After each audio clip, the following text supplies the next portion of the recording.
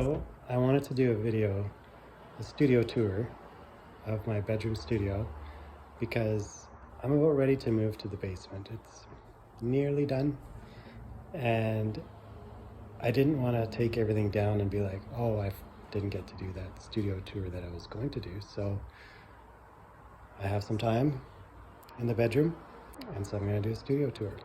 Enjoy. Some may not realize, but I built this addition onto our house. It was a crazy project at the time. This used to be a flat roof. The roof was not flat, it sloped in a couple different ways, so we literally had to shim the joists flat. Another crazy aspect of this build, so that's about 12 feet right there. But what's unusual, and maybe you can see here, you can see our half story there.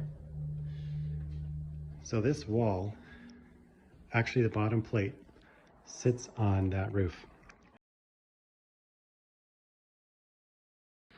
And another cool fact are the solar panels on the roof. Now, I did most of the work here.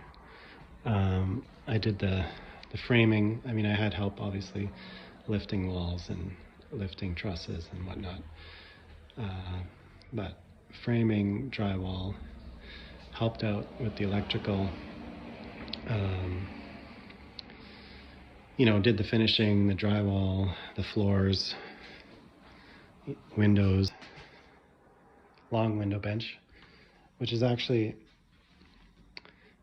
two IKEA TV stands put together, and then I kind of built them out at the end, added a shelf, added some MDF on top, and then we had this custom cushion made for this bench.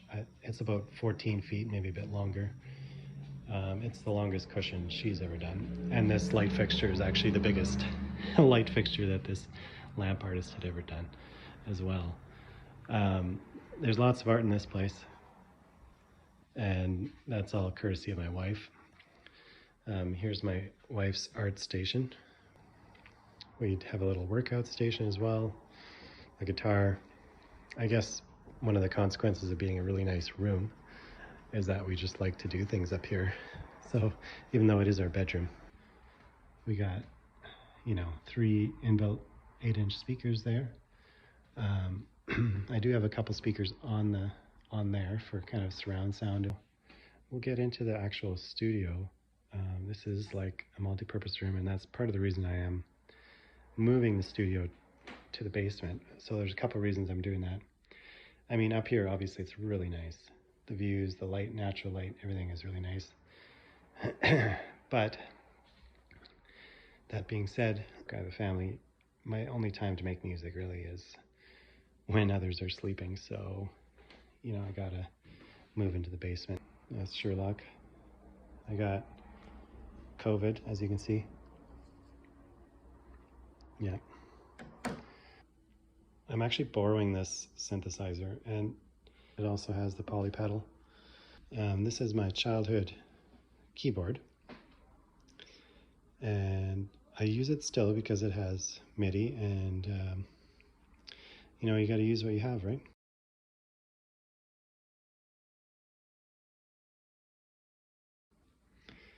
Got 2 monitors. Recently upgraded the computer to an M1. It helps dramatically. Then, when the computer is just not an issue, it just makes music making so much more pleasant. Using the Focusrite, I got some Mackie 3.5 speakers. They're not really monitors. I'm just using them when I don't want to wear headphones. If I really want to test the sound, I use these MK2 K240 AKG. There we go. And then I have another set of headphones, which I'll get later maybe. But I actually use those when I'm working. So, as you may have guessed, I am a carpenter. And I have a business. I do carpentry. And when I'm on the job, I often listen to music, and I often test my own music by passively listening, and I kind of decide, do I like it? Do I not like it? what order of songs, you know, on my next album. So, but what's great about those other headphones is that they're noise canceling and they do a really good job. So I don't really hear the tool noises. So it's very pleasant and I can just listen to music and it's like studio headphones. So it's great. I would never go back to just wearing like safety ear protection. So I got this, I'll go over some more gear here. Got the BeatStep Pro. That's my most recent purchase, and I got that basically to sequence these other two synthesizers. I got the Moog DFAM, and I got this as a drum machine. I bought it off Kijiji, so I got it at a cheaper price. And you know, so when it came up, I kind of snagged it right away. So I had some Christmas and birthday money that I kind of combined, and I bought that. It's my first drum machine, so it's kind of an unusual choice for a first drum machine because it's not even really a typical drum machine.